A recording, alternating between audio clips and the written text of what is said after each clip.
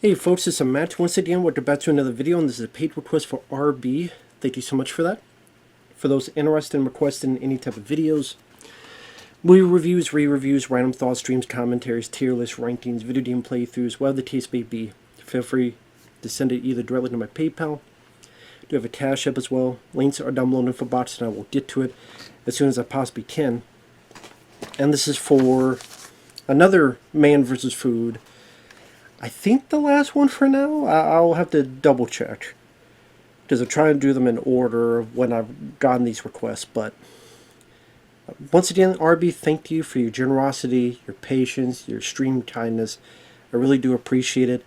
And like I said, if anyone wants to request any type of videos or review of something, topic, tier list, ranking, commentary, whatever, feel free to send it either directly to my PayPal. I do have a Cash App as well.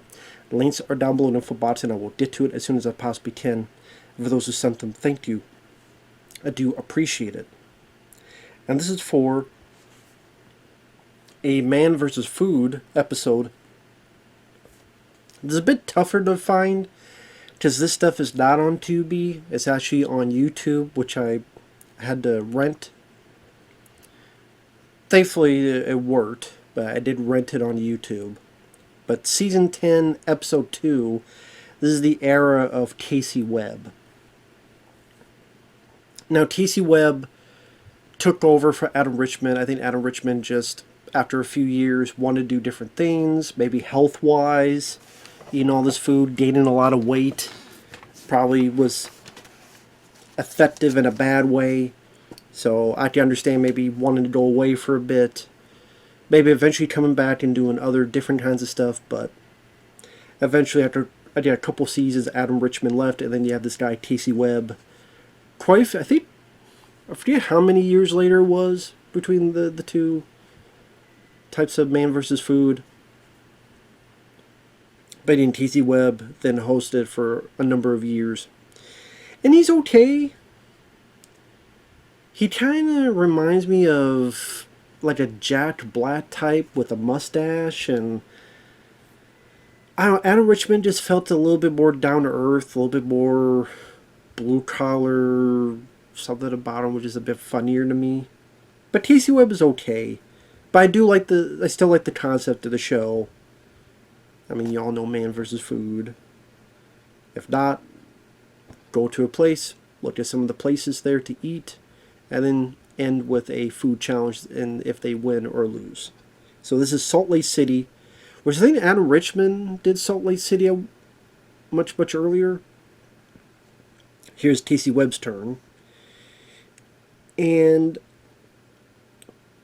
he goes to places like pastrami burgers, Reuben burgers, pastrami melted Swiss cheese, sauerkraut dressing.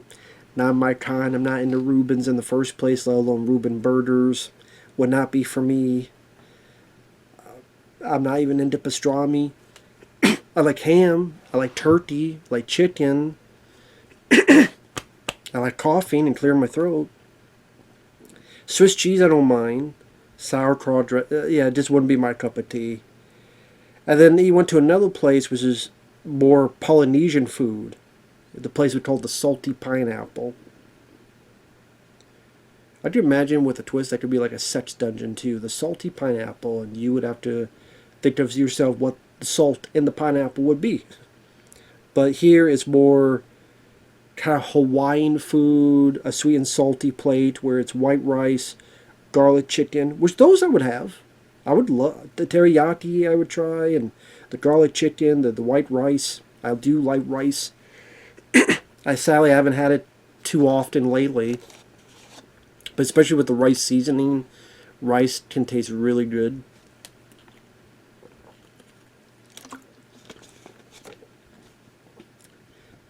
Just like to have it with the right seasoning. And the addition of pineapple. I don't mind pineapple as a fruit, but I don't really want it as part of the... I know people, they have the salty meat and such, and they feel the sweet complements it. For as a picky of an eater as I am, it would not. And apparently there's also like 3 different sauces on it. I mean, that may be something I would try. I probably would rather try that more than the Reuben pastrami or Reuben burgers. Well, same thing. Reuben burger has pastrami. I'd rather try the sweet and salty plate. Again, even that should be described as a sex thing too. Sweet and salty, you know. No further comment. But I do like that their hats are salty AF.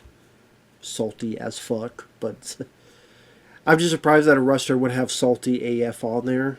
Because you think your restaurants would be very prim and proper, don't have anything even close to being offensive. Who would be offended by that? Assholes. Or prudes or pussies, but you know. But salty AF, I thought that was funny that people had those hats on. And then you have the challenge, the Heavenly Hotcakes, which is 10 towering hotcakes, caramel sauce, whipped cream, 30 minutes, and he does win. It definitely, there's some struggle there, and man, that's one thing like 1, 2, or 3, but 10 of them, that's a lot to try to fill in your belly.